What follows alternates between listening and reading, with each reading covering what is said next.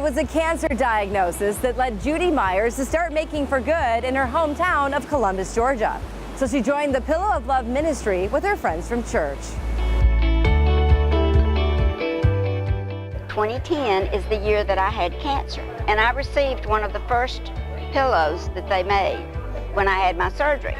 I saw how useful it was in so many ways till we just started the ministry, and now it's growing. The group is called Women on a Mission Pillow of Love Ministry, and they make heart-shaped pillows given to breast cancer patients at the John B. Amos Cancer Center. I think Judy has an endless supply of pillows because it seems like she's here several times a month passing out pillows to our patients up in the infusion center. I was sitting in an infusion chair 3 years ago getting one of my weekly doses of chemo.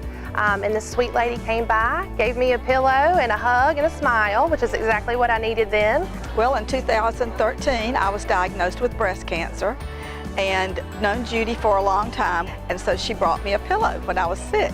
Judy is a fantastic soul, cares deeply about those patients and what they're going through because she knows. You just can't realize the comfort it brings you at that difficult situation until you actually use it. And that's the reason I'm so passionate. If it can help other people as much as it's helped me, it's worth every bit of the work it takes involved in getting this pillow to them. It takes a village of volunteers to make a pillow, starting with donations and then assembling the pillows. From cutting to sewing to stuffing, there really is a job for everyone.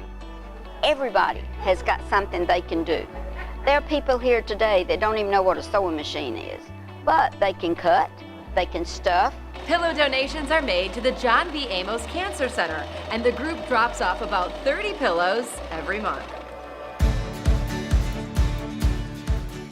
It's kind of a great day when the pillows arrive, right? Because everyone kind of has heard about them. So each individual gets a pillow, and then it's theirs. So they take the pillow home with them. They take it in the car.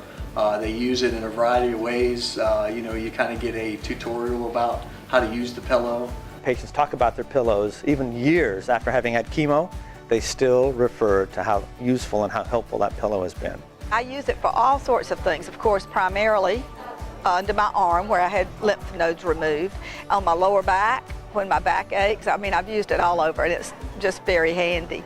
Felt great having that pillow with me because I knew that the person that made it did it out of love. So it was kind of like having a piece of them with you. Even though I didn't know them, I felt like I had that love there with me. For Judy, the Pillow of Love ministry is not only a personal journey, but also a journey of love. She says the community effort, the pillows, and the process of making for good demonstrate this love in a mighty way. I was just brought up to know that's the way to do it. You know, you make for good in all areas. And this is just one small example of a little pillow that's meant so much to so many people and brought so much comfort. It means a great deal to those folks undergoing cancer treatments. Judy herself is a model cancer survivor. She truly fits the definition of a cancer warrior. I think now they generate and make hundreds of pillows, and I just can't express to her how grateful we are at the John B. Amos Cancer Center for what they do for our patients.